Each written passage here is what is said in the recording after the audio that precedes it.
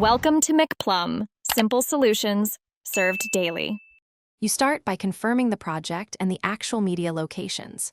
Open the same Capcut project you used and note any red missing media indicators. Then, locate the original media folder on your phone, SD card, or cloud backup.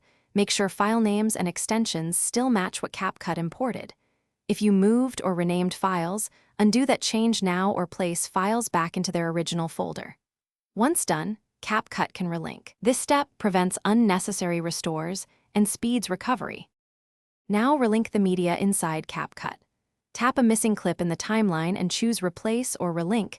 The app will let you browse storage.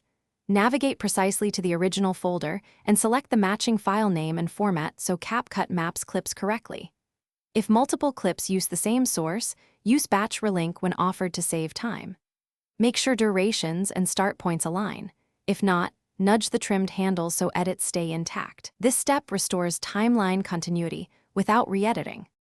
If relinking fails, recover originals from backups or the device recycle bin, then re-import them. First, export a copy of your project or duplicate the project file to avoid further loss. Next, import recovered media and place each asset into its original timeline slot using visible timestamps or markers to match lengths. Make sure to save frequently. Troubleshooting tip.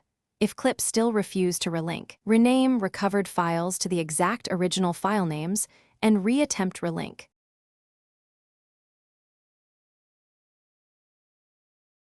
Thanks for watching. Stay juicy and subscribe.